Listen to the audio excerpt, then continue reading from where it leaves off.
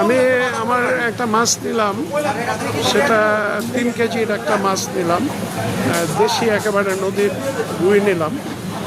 নাইম নিজেই মালিক, সেই কাটতেছে। মাছের তেলও সুন্দর, দিয়ে দাও, পিত্তিটা ফেলে দাও। এবং নাইমের এই দোকানটা বাজারের মধ্যে একটা বিখ্যাত একটা দোকান, একটু সাইড দাও বাবা। বিখ্যাত একটা দোকান এটা, ও একদম ফ্রেশ নদীর মাছ বিক্রি করে। এই যে ট্যাংরা রয়েছে, গুলশা রয়েছে, পাবদা মাছ, তারপরে কালীবাউস, তেলাপিয়া এবং গ্রাস কাপ যেটা। আচ্ছা, গ্রাস কাপ কি ইসে নাইম এগুলি কি খায়, খাওয়া দাওয়া কি করে?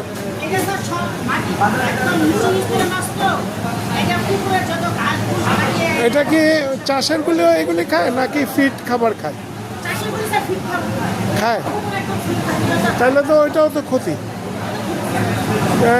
এইটা নিলে। আচ্ছা দাও।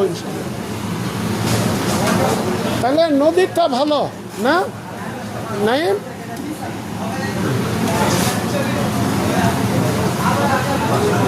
আমরা এখানে অনেকদিন পরে তাপসী মাছ দেখছি। এই মাছটা কি মাছ নিয়ে? মলা মাছ, পুঁটি মাছ এবং ট্যাংরা মাছ, গুলশা মাছ, তাপসী মাছ, পাবদা মাছ এবং বোয়াল, তারপরে অন্য অন্য মাছ রয়েছে। এই দোকানের মালিক হচ্ছে নাইম। এটা সায়েদ আলী মার্কেট, এটা খুবই উন্নত মানের মাছ ওরা বিক্রি করে। এটা হচ্ছে মিনি মাছ, ছোট এখন।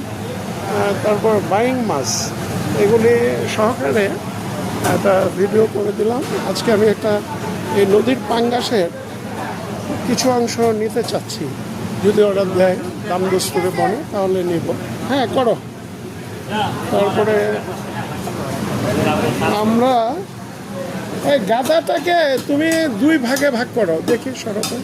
গাদাটা আমাকে দেখাও। গাদাটাকে মাঝখান দিয়ে ইলিশ মাছের মতো করো না। হ্যাঁ কারেক্ট। গাদাটা ওইটা করে তারপরে ছোট ছোট করে মিডিয়াম করে পিস করে দাও। আর পেটিটা রেখেছ লম্বা না?